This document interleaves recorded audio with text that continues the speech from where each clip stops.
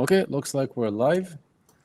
Hi everyone. I have no idea how to host this type of thing, so I'll just introduce the participants. We have Roti from Aptos. We're waiting on Sasha Spigelman from Aptos, who are both co-authors of the Block STM paper. And we will dive into what that means in a bit. And we have here me. I work at StarkWare. And we have Noa, who is a team lead, who led the effort on implementing a variant of Block STM for Starknet v0.13.2. Today we'll mostly be focusing on the topic of parallel execution, both in 0.13.2 and in theory. I think that's a reasonable introduction. Probably wouldn't get kicked out. Do you know if Sasha's coming soon? Should we wait for him? I think Sasha should be here in a matter of like a minute or two. That's what I... Okay, cool. So I think, first of all, this is weird because we don't know if we're live. I've never done this before, so I hope this is working. Right, so I think the first thing I want to do is just to give a very, very quick intro about concurrency and differentiate between optimistic and deterministic concurrency, and then we can ask you guys what Block STM is. So our context is a blockchain. We have an ordered list of transactions that is ordered according to some fee or according to some value. We want to execute this list as fast as possible, and we have two approaches. One of them is given no additional information, we try and run the transactions concurrently and hope that it works. Sometimes it will fail if there are shared storage dependencies, and then we need to try again. And trying again in an intelligent way is the realm of optimistic concurrency algorithms for concurrent execution. And then you have a different variant which assumes that you have more information. So if you have a list of transactions and you have more knowledge about their state dependencies, then sometimes you just know that you can compute them concurrently, and then you don't need to retry ever. So we will only be focusing on optimistic concurrency. So we assume that you have no extra information given a priori. You just have a list of transactions that you want to execute. That's the focus for two reasons. One is that's the algorithm we're talking about, and it's also what's implemented in version 0.13.2. And that brings us to the question, what is Block STM? So what's Block STM, Roti? Hi. First of all, yes, happy to be here. I was regarding this particular decision or design principles of like whether we wanted it to use any hints. I think our thinking process in the beginning was that there are parallel execution engines even for blockchains where presumably it may not be so complex to provide, or like the framework can help you somehow, or you can do static analysis. Or I've even seen people argue that they prefer specifying things because they know what happens. But I do think that for this, there are better ways. It just feels like me saying if I go and program something in assembly, I feel a lot more confident because I know the instructions that are executed, right? But not to take away from it, like we just didn't want to make extra assumptions that we didn't feel confident about, that we would know this, for example, the right set. But then the other side of the story is that if you want to run arbitrary smart contracts and they get complicated and we want atomicity, you can't avoid conditionals, I suppose, right? Like how can we predict what is going to be the workload? And you want to have an algorithm that puts you in the most flexible position, right, as the space evolves.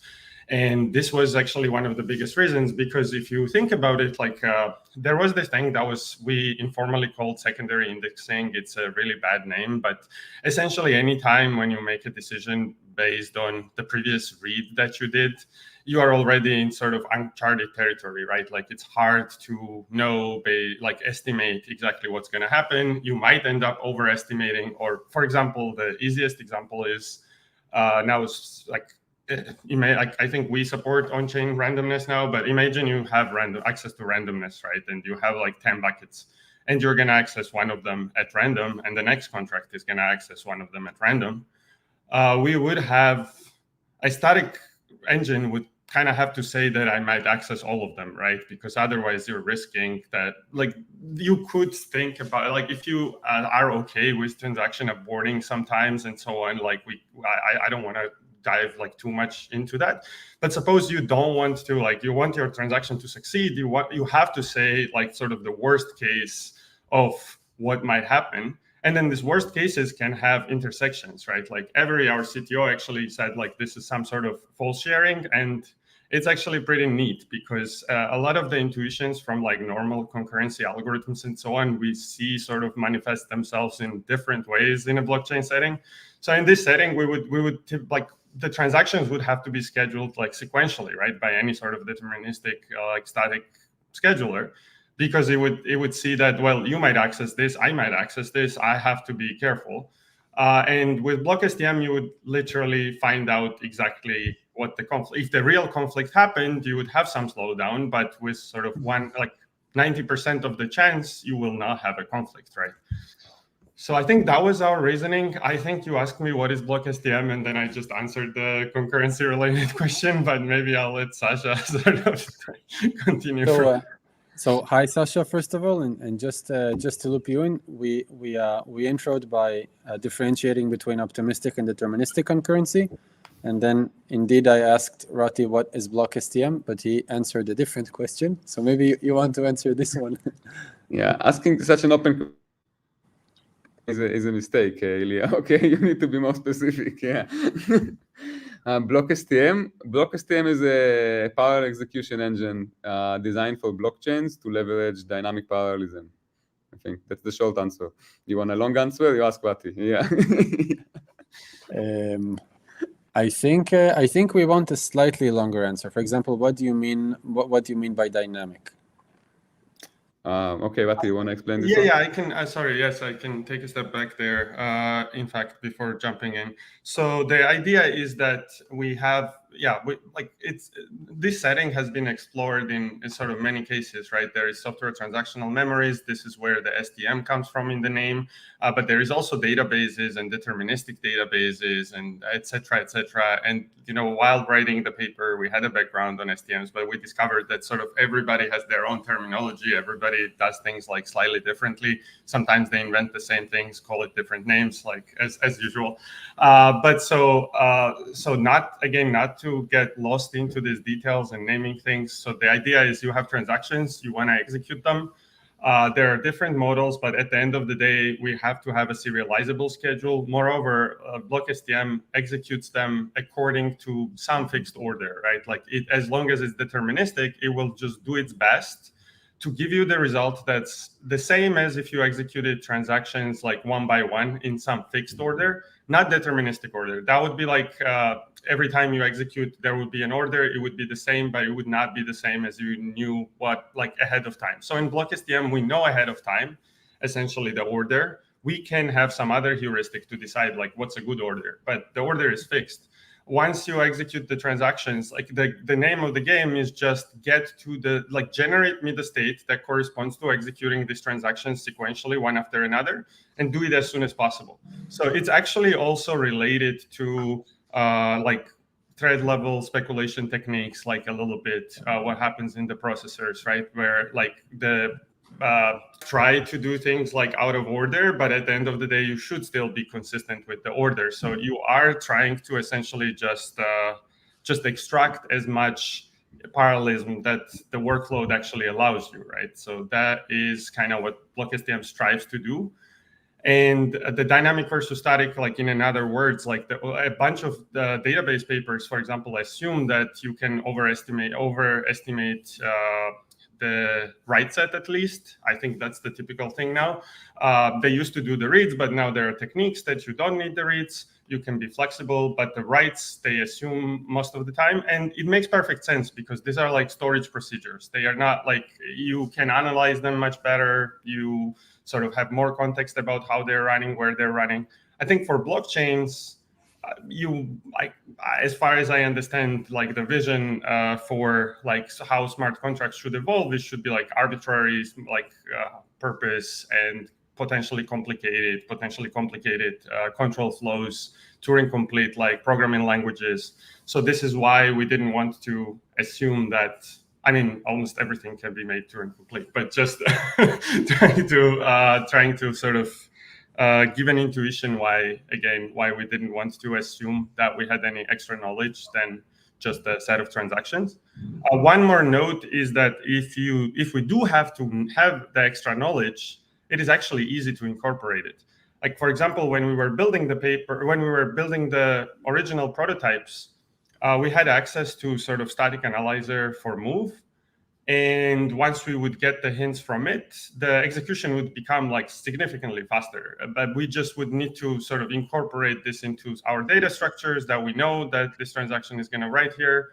However, at the time, to run the pipeline of the static analyzer and Block STM was slower than just running Block STM and let it figure out this stuff on the fly. So, but this may not be true all the time, right? There might be other techniques. And I think the truth will be somewhere in the middle, right? Like where the most optimal system, where any information you can get for chip that is not going to be sort of worst case and introduce false conflicts, it would be great to integrate. And it could also help like whoever is using the protocol to like order the block better, right? For example, such that it's more applicable to parallelization. And then Block STM comes and just tries to figure out on the fly and do the best job possible, right?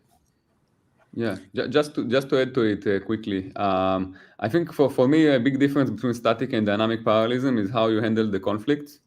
And in static parallelism, you kind of assume that you know everything in advance. And if you had a way to know perfectly everything in advance, then you could do like probably the best you could do. But like Lati said, that's possible. That's very hard to know. And usually you have overestimation. And if you have overestimation, then usually it's better to have a dynamic parallelism, because then you can on the fly understand the conflicts. You don't need to assume the worst, and then you only consider the real conflicts and not the overestimation conflicts, and then you end up with aborting much less transactions and in better overall performance. I think this was what he was mentioning. If the smart contract becoming complex and the flow control is complex, a lot of if statements. So you cannot, if you have an if statement, you cannot possibly know which branch you're going to take. You need to overestimate everything, and in this case, everything conflicts. In Block STM dynamic parallelism, you see on the fly which branch you took, and then you know that whether it's a conflict or not with the other transaction. So performance. And it doesn't mean that this cannot be optimized, right? Like this is what I was trying to say. Like there is ways where we could try to optimize the model. It doesn't need to be completely blind, but it can fare pretty well even in that case, right? But it is much harder to extend a static execution engine to do speculation and deal with the unknown than it is to extend something that doesn't require that to perform faster when you have more information, right? Like, so that was one of our design principles, just to be as flexible as possible. Does that make sense? We are also new to this. So, yeah. No, it makes perfect sense. We didn't actually think, yes, we didn't think how much overhead it would, not overhead, how much worse it would make the parallelism if you overestimate the dependencies so drastically. So it's interesting to know what you had in mind. Look at the extreme. I can overestimate everything, right? I can block the entire right set and everything is going to conflict, and you don't have parallelism, right? So this is the extreme. Yeah, I think this was sort of the on-chain exchanges, like things like that, was like a very good example where you have potentially a lot of accounts and you don't know like which ones are going to settle, for example. Yes, right? yes. I think the principle is clear. We have a relatively concrete question. So in Starknet, the state is account based, and the fee token is an ERC20 token, and that means that all of the transactions, when they pay fee, they go through a shared storage slot, which is the fee of the sequencer that builds the blocks. And without addressing this case specifically, you wouldn't be able to parallelize anything. So first question is, do you have this type of problem in Aptos, or is the state organized differently? I think it's the best question you could have asked. Yes. Yeah. Yeah, that's it. Go for it. We were writing introduction about this 2 days ago, the whole night, right? So yes, it's a good time for this. Sasha, you go first, I think. Yeah, we had the same problem. Basically, we wanted to track total gas supply, and and every transaction burn gas. So in order to track gas supply, you need to go and access a shared counter and like read, modify, write it. And what we came up with is an extension to Block STM. This wasn't in the original Block STM paper, but I don't know if you saw this work. We call it it's aggregators. We advertise as aggregators. The paper is called data lane. So this is basically a way. Yeah, data lane. Yeah, Roti, it's your name, so don't make fun of it. Delta lane. It's delta lane. Sorry, sorry, yeah, delta lane. Yeah, because it's deltas. So the general idea, just like to give some intuition, is that many times you wanna, like for example, a global counter, like you said, right? The operation is you don't care about it's read, modify, write, but you don't care about the read. The only reason you care about the read is because you need to know what to write back. Right? You don't do otherwise you don't do anything with the read value. So what you can do is that you can defer the writes. You can instead of like the simple way to think about is just instead of read, modify, write, you're just gonna do write. You're gonna do you're gonna record somewhere. You're gonna add 5 to this number, and another transaction will recall they want to add 10 to this transaction to this counter, and then they don't conflict while execution in the execution. At the end, you're gonna go and materialize and just sum everything together into the correct value of the counter. But during the execution, there was no conflict because the read is unnecessary. So there is no read-write conflict. You avoid the read-write conflict. But so this concept is actually much more general, and we have like much more use cases. And if you're interested, I think Roti will be happy to explain the subtle. Yeah, in fact. Before you go on, so Noa, does this sound familiar? How do we resolve this problem in 0.13.2? Basically, I think it's the same solution as you suggested. We defer the writes to the commit phase, and we only write to the balance of the sequencer at the commit phase and see if the transaction is still valid. Yeah. Exactly. That's like a natural and exactly the solution that we took as well, right? But there is actually some interesting things about that we can share that we still keep discovering. So originally we developed this when we were preparing for the mainnet launch, and we had this extremely great intern that now works with us at Aptos Labs. And we did that exactly. And like a very important property there that probably you also are using is that we don't expect these counters to overflow or underflow. The reason we don't expect them to underflow is because you cannot burn something that hasn't been minted before. And the reason it cannot overflow is because you have sufficiently wide integer or something, right? Because this is the total number of tokens. It's not like just some arbitrary value. And and with that, if you just defer the computation, it just works. However, I mean, you do have to be sort of careful there, right? Like everything in this kind of systems, because like transactions can kind of succeed, especially like, and then they can be aborted. So it's really important to do this at commit time. But then we were trying to write a paper about this. Then we extended the system, and I'm gonna mention something about this in a few words. But then we discovered that like 2 months before George started his his internship, there was a paper that actually suggested this in databases. But our background is not databases, and we don't follow every single paper that get published there, right? But the moment we got appointed to it, and it's even a thesis of someone at Harvard, one of the optimizations that they propose is very similar, like deferring the read, modify, write stuff. But then recently we have sort of a more powerful version, like an evolution of this system, which might be interesting for you too, since you have a similar solution for the counters, right? Which is basically for counters, it would allow you to tolerate like, let's say, overflows and underflows as well. And that would matter, let's say, if you have like limited supply of tickets and you want to like mint them in parallel, but you don't want to mint that more than like some number, right? And if you only discover this after commit, it would sort of be hard to deal with. Like you can re-execute the block maybe. But essentially what it does is branch predict what's going to happen and then try to like fill it in. And it's sort of incorporated in Block STM such that you can, like most of the time, you'll be correct. The transaction can do everything. There is an object that basically wraps all this logic that will need to be deferred with the corresponding constraints, right? And then the constraints are evaluated during the validation time. But it's also more general than that, right? I think we just implemented it for the counters for now because that was the most important.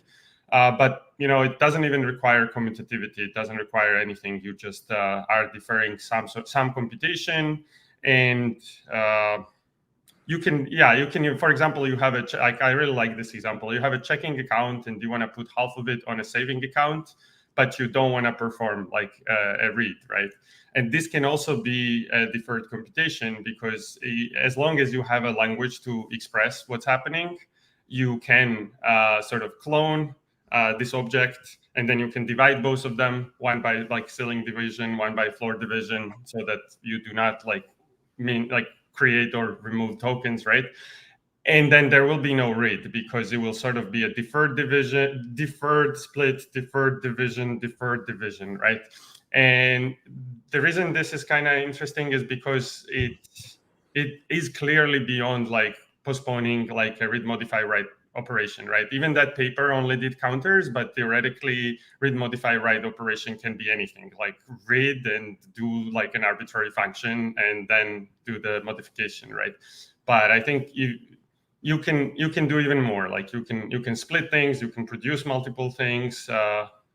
We haven't implemented this in full generality yet, but we're pretty excited about this technology. Was this too long? Yes. I think one thing you forgot to mention is the rolling commit thing. I don't know if you guys Actually, that's a good question have it or from not. us to you. How did you solve do you commit the whole block at once, like in the original Block STM paper, or have you adopted some sort of like rolling commit mechanism? You're asking me. Yeah. Yes. Okay. We commit each chunk one by one. Yeah. So what is a chunk? A chunk is a set of some set of transactions that we process separately, and when we finish each chunk, we commit it and going to the other chunk, to the next chunk.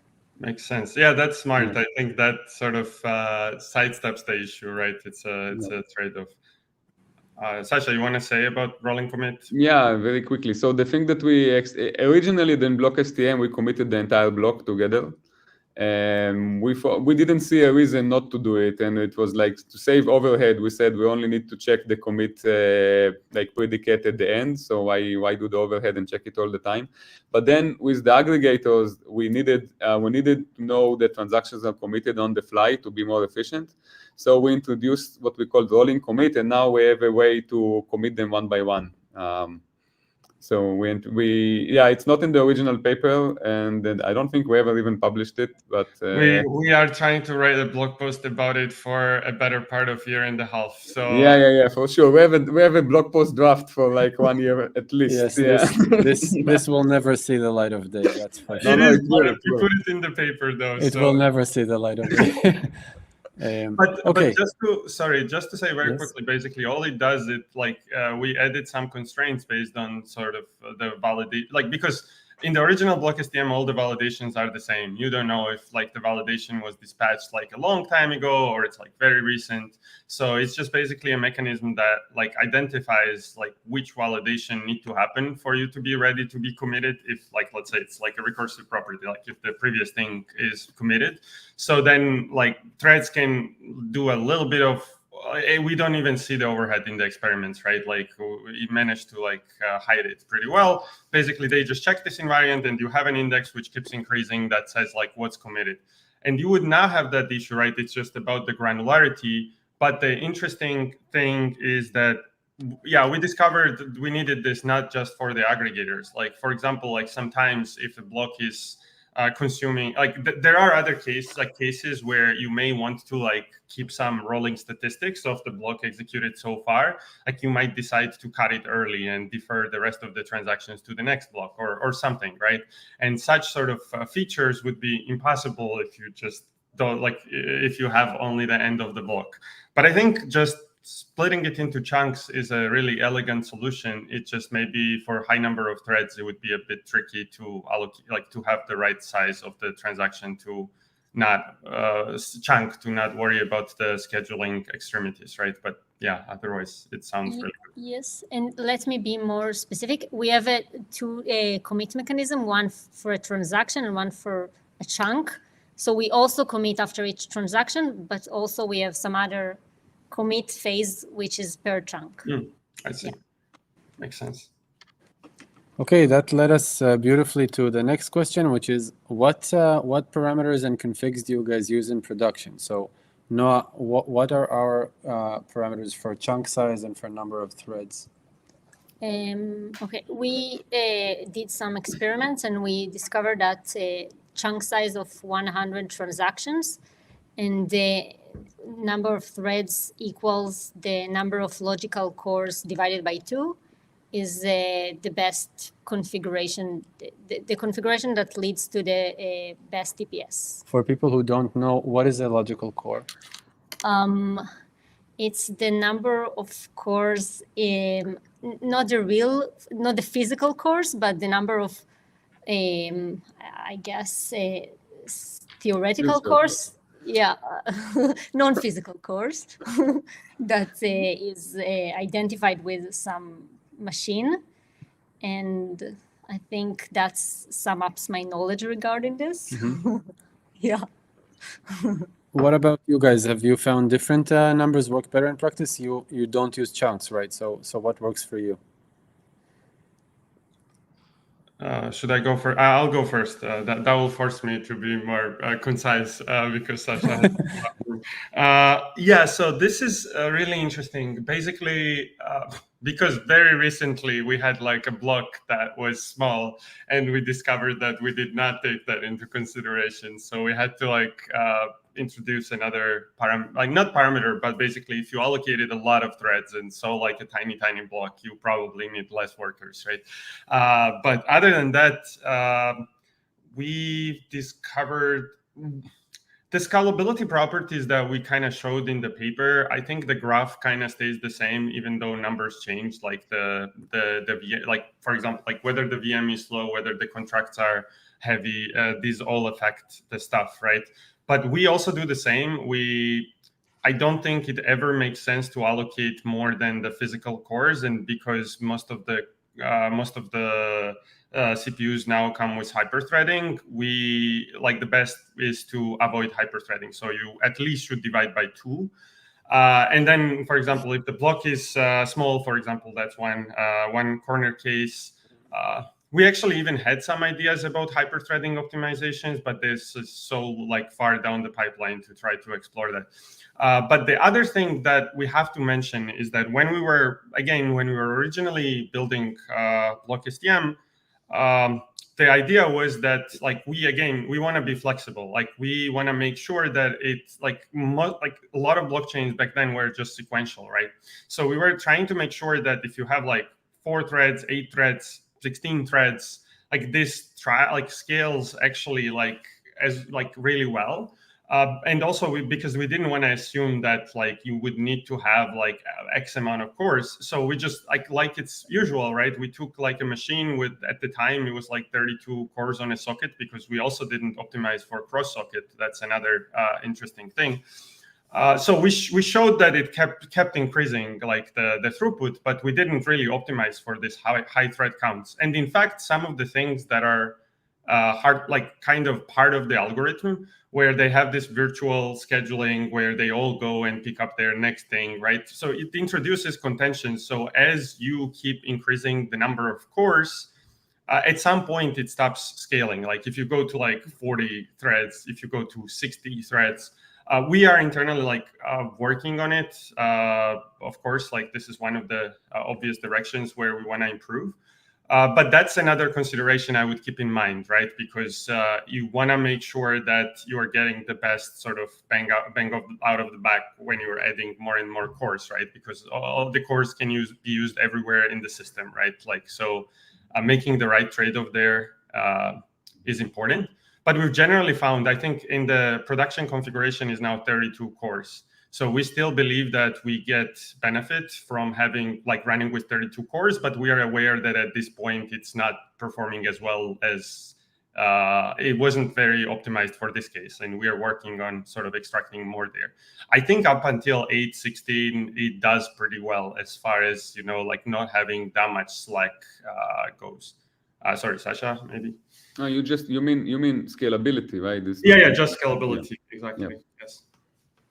Also, as you have more threads like this, because just Amdahl's law, right? It doesn't even need to be like sequential bottleneck. If you have certain parts that cannot be parallelized well, they start becoming like bigger and bigger bottleneck, right? So you do have to do certain sort of different types of optimizations there. So the currently deployed Block STM has maybe some early versions of that, which we use, right?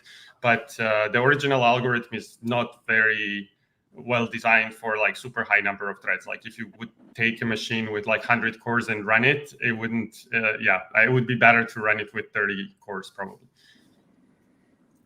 Sasha, any additional input? I think, I don't know if it's directly related to the question, but one of the design goals that we have in mind is that we never want it to be slower than the sequential execution. Like say someone gives us like either adversarial workload or just, you know, sequential workload. We didn't want Block STM to perform much worse than sequential. So we always wanted to keep it like in a reasonable difference between sequential and then improve when the workload. The goal is basically we wanted to extract the inherent parallelism of the workload. If the workload is like fully parallelizable, we want it to scale like fully. If the workload is fully sequential, we didn't want to have like more than 10%, 20% overhead. I think this was one of the design goals. So I'll ask a naive question. When you implement parallel execution, you're adding extra logic, which is extra computation. At what point do the optimizations bring more harm than good? At what point is this overhead? Does it cause you to be slower when you're sequential?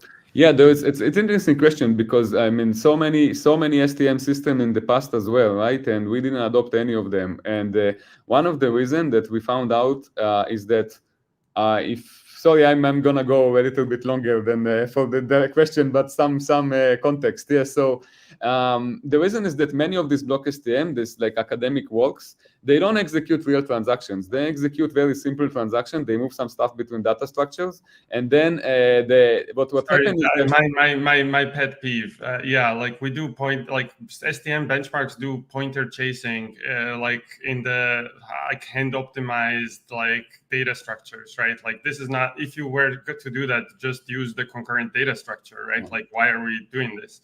Sorry, go back. The point is that the validation cost and the execution cost are at the same magnitude, and in this case, different algorithms works. But in our case, because the transaction takes much more time to execute than to validate, this is basically we had to come up with something new. Like other stuff didn't work, and what we found out, surprisingly, I think we talked about in all the talks that we give, is that this predefined order that we follow actually was very, very helpful because in reducing the overhead, because like intuitively, threads don't need to fight on which one goes next. The order is already determined. They don't need to solve like some sort of consensus in order to decide which one goes. Right? They know which one goes first, and now they need just to respect the order, and you can save a lot of overhead just by know that my transaction goes before Roti's transaction, so Roti needs to wait. And instead of us keep aborting and having these live lock issues.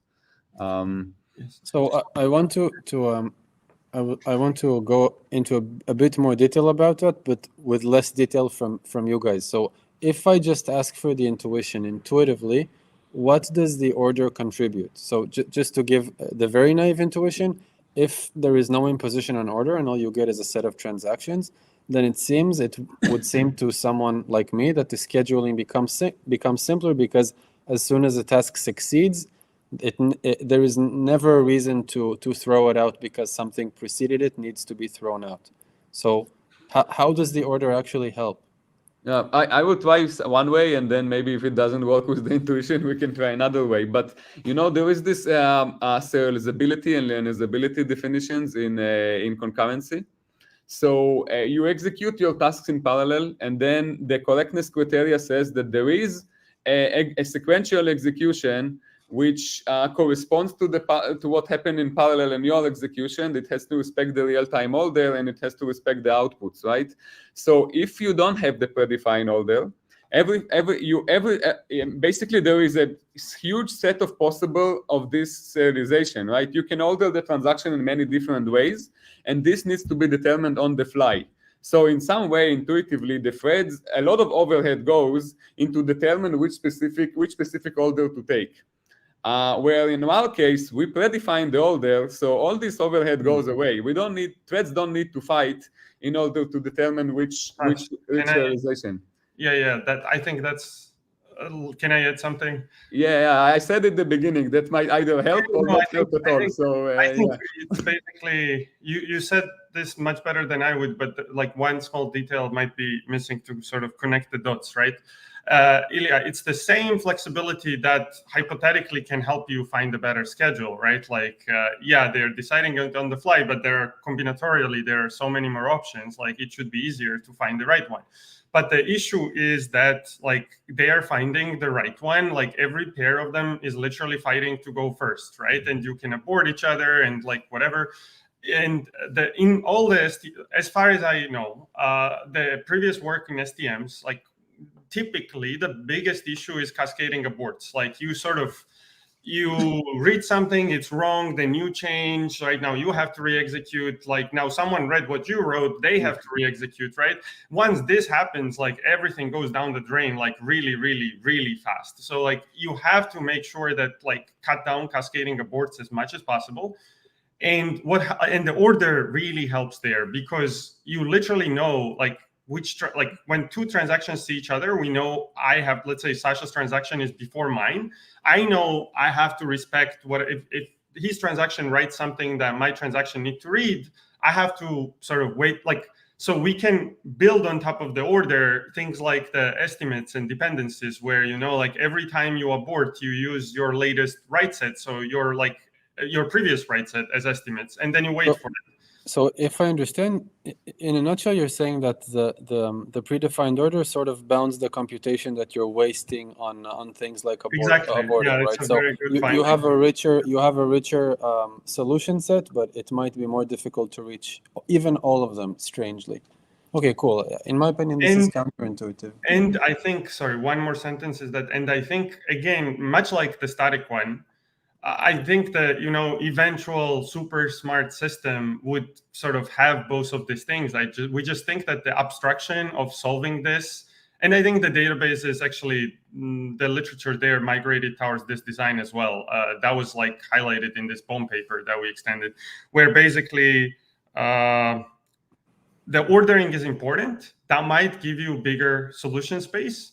But you can separate this, right? You can have separate algorithms that try to optimize the order or try to reorder in very special scenarios, but not this, like, Wild West of, like, we don't know anything. We're just going to figure out, like, one serializable order, right? If that makes sense. I think it does. If it's okay with you guys, I want to move on to some questions that Noah had. So the stage is yours, Noah. Hi.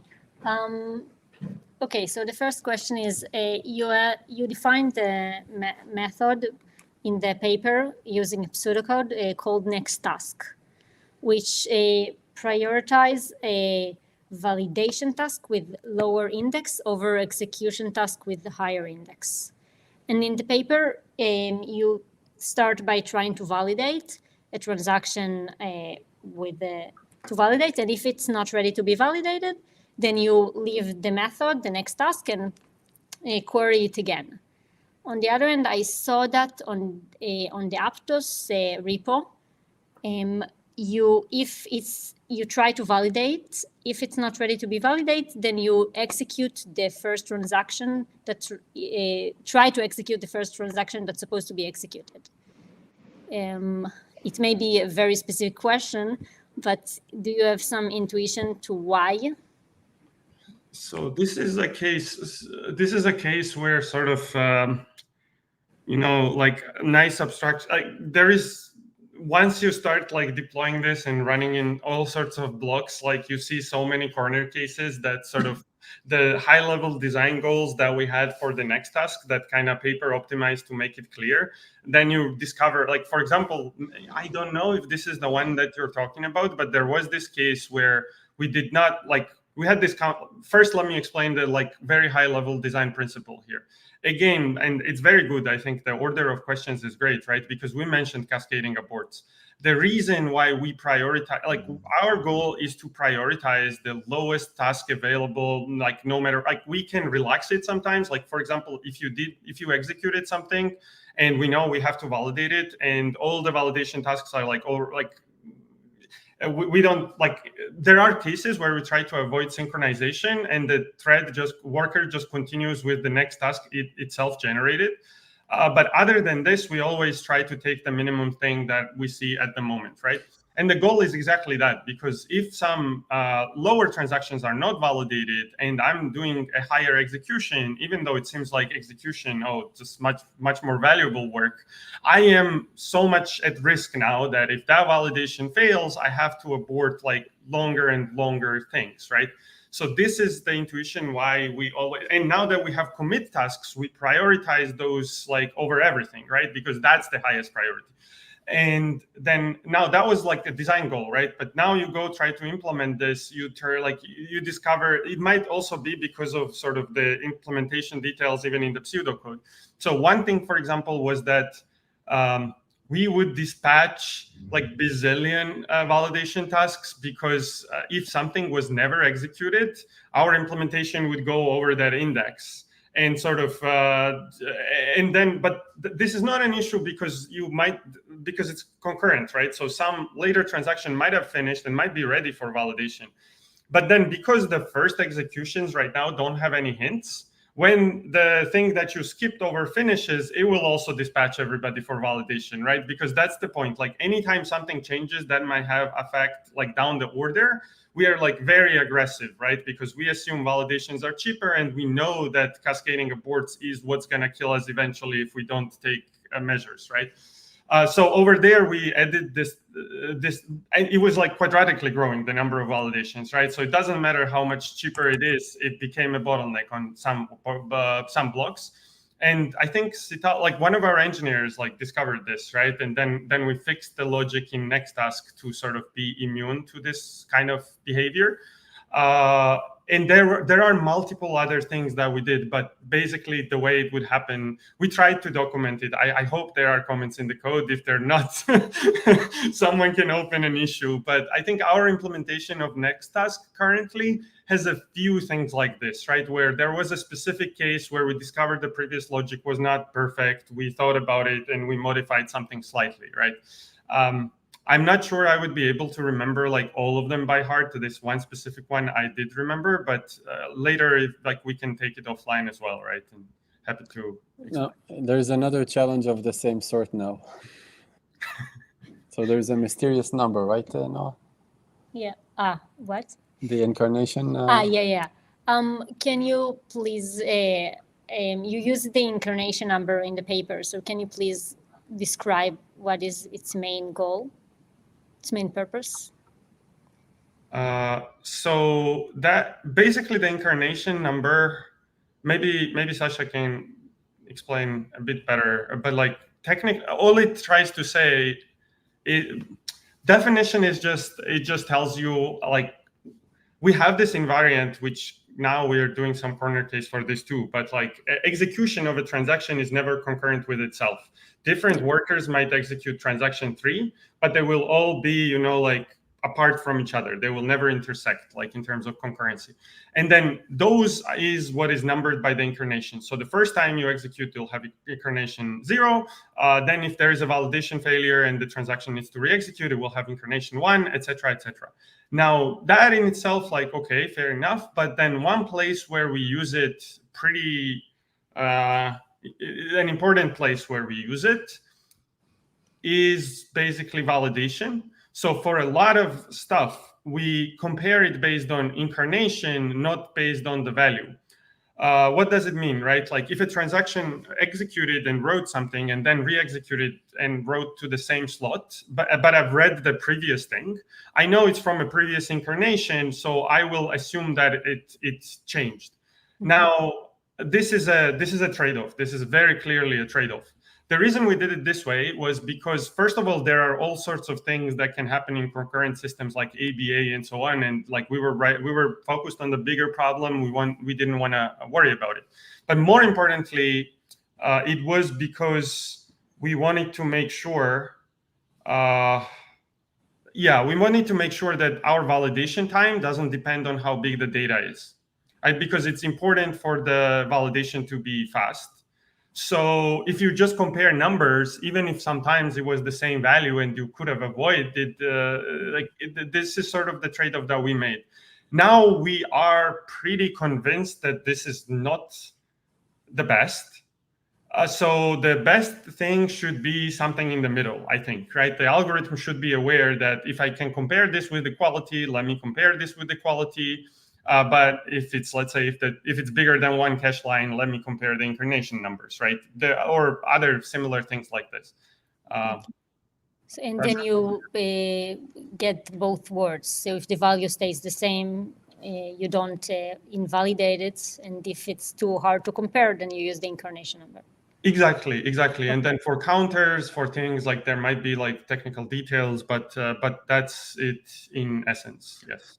I think also, if I remember correctly, we by default assume that the ABA is a problem, and then yes, at some point we realized that ABA is not a problem in this case. So you know that by default the way to deal with ABA is version numbers. So we just thought, yeah. But then, maybe we should explain what ABA is, right? Yes. So ABA is this behavior where you are in the concurrent world, you observe something. You read the value, and the reason it's called ABA is we assume we call the value that you read A, right? And then you come back later and you check it, and it's again A, and you're like, oh yeah, great, this is not changed. But what if in the middle someone changed the value to B and then changed it again to A? Like B doesn't necessarily matter, but what it means is that you might assume a stronger invariant that like nothing has happened, because you observed the same value twice, but in reality, it might have changed. And this has caused like numerous bugs and like everything, right? In the industry, but also I'm aware in like the algorithms, right? There were concurrent algorithms written by experts, and then it had an ABA issue, right? Is there maybe a textbook example of a case where you are tempted to assume a stronger invariant? I think even Wikipedia even has some example, right? I don't know if I can like I can just cook up something on the fly, but the idea is just that, you know, like typically it's even something like you're validating and you're saying like I succeeded, but then you cannot find a linearizable schedule because the other instruction was actually competing with you, right? And like even compare and swap has this issue, right? Because you just compare the value. I think like locked load store conditional that like some architectures had was actually designed to avoid it somehow. But in any case, like this is a known issue and we really didn't want to deal with it when we were writing the original paper. But then we had to do the aggregators, in fact, right? And we had like validation for the aggregators. And we were like, we're not going to put like version numbers here. It's just an integer. Like, can we just compare this integer? So we went back and redid all the proofs and confirmed. We had an intuition that it should be like this, but you know, we went through the proofs as carefully as we could, and we convinced ourselves that ABA is not an issue for Block STM. So essentially, it should be completely safe, as far as I know, to compare the values. But it's sort of this trade-off, right? If you have like 5 megabytes, you're probably better off checking the incarnation number, right? Yeah, that's what we do actually. We don't use the incarnation number, and I just wanted to see if it's. It might be helpful to just track it for other purposes as well. Like sometimes, like in the scheduler, all this code, like you can assert some invariants. You can like this kind of stuff. It's really useful. But I agree. Like this main purpose, you can just do by value equality. Maybe to see if the last validation ended before the commit or something in the wave that you use. Yeah. For our waves, we do need it. I think. But yeah, I think in general, we try, in fact, like some of the recent work that we are doing before we do some more changes to Block STM is like try to push as much information into the system as possible, like for profiling, for debugging, because honestly, it surprised us many times. Like we think that we know algorithm, we are sort of like, we were like, for such a long time, we wrote the paper, we thought about all the cases, we ran so many experiments, and then every once in a while, you just like run it and you totally do not understand what's going on, right? Because like it's a complex algorithm, it kind of takes a life of its own sometimes. Yeah. And then it's really useful to have as much information available as possible, right? Even if it's just for debugging purposes. Mm-hmm. There was always a workload that can surprise you. Cool. I think I have a final question, and we need to finish, at least on our end. You are welcome to stay and speak to each other and have many people listen, but we won't be there. So we had sequential execution before, and out of the entire task of building blocks, execution is only part of it. There are other tasks that cannot be parallelized as easily. So I want to ask Noa and you guys, what actual percent of the sequencer's time is parallelizable in principle, and what percent is tasks that cannot be parallelized, like computing commitments, etc. So do you have any idea about these numbers for our case, Noa? Even if it's a suspicion? I'm not sure, actually. The commit phase is non-parallelizable, and also currently we do not parallelize the reading from the state. But I don't know if I can give you a concrete number. Yeah. How about you guys? So indirectly, or maybe Sasha knows some better. No, I don't know. Yeah. What I can say is that because I have an idea maybe, but I don't want to say something that's imprecise, but I can say something that I think is relevant. What we found is that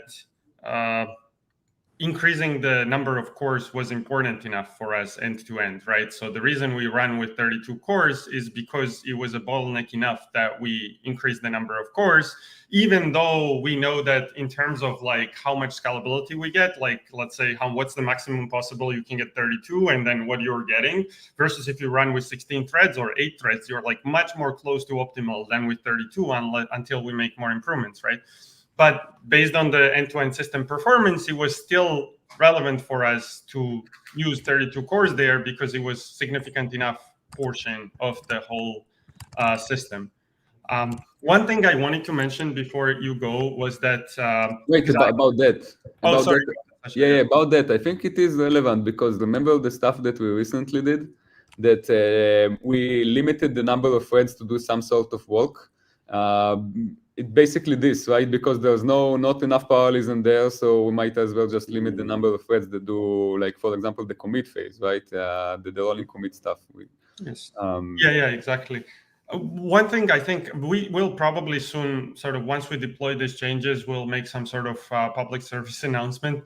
I think it's not like super critical in terms of like what is really the probability of this to happen, because it also depends on the computer scheduler. But in Block STM, we have this property, right? Like, other than the synchronization overhead, there should always be a critical path of like workers doing the most important work, like execute 0, validate 0, execute 1, validate 1, like take things next task maybe. But that's the reason why we are competitive, and we sort of can prove that that version of Block STM is competitive with the sequential execution, right? And we have experiments to show that. And that was really, really important to us, and that is still really important to us, right? Because it's a worst case guarantee, like competitive guarantee. The same way one can say, like, why do you need 3f+1 in consensus? Like, so now what we discovered is our implementation does not, the Block STM implementation, when it finds a dependency in the paper, it just kills the execution, and then it restarts once sort of it's ready. And that actually satisfies this constraint, but there is a corner case where what if like transaction 2 finished and transaction 3 is suspended if you implement this with slip weighting, right? But it has already read some incorrect value, right? So it's destined to fail validation. And moreover, because it read the speculative value, you don't have a guarantee that its execution time will be the same as the correct execution time, right? It can take two times longer, and then you will abort it and continue, right? So let's say if all of them are 2 times longer, and if all of them happen in the worst case order, you would be three times worse than the sequential execution. We discovered this recently. We were really annoyed because we like our worst case competitive analysis. So we have some changes in the pipeline now that we'll have to simplify maybe, but it basically makes sure that whoever committed transaction 2 can kind of ensure the transaction 3 to make sure that at the end of the day, we still maintain our competitive critical path to sequential execution. Happy to talk about it more, but as I said, probably in a matter of weeks, this will not be like the rolling commit blog post. Like we'll announce it, and maybe it's also relevant for you as well. Thank you very much. I think this is a good time to wrap up. So thank you very much, Roti and Sasha, and for people who are watching at home. Starknet is a bit behind Aptos in parallelism, but the release on mainnet is in a week from now. So you're welcome to explore both Aptos and Starknet, and I think we'll end there. So thank you very much, Noa. Best of luck with deploying this, like for sure. It's working on testnet thanks to Noa. So I think we're set. Good. Congrats, Great. yeah, and thank you for this space. It was very fun for us. It was a pleasure for us too. Bye, everyone. Bye. Bye bye.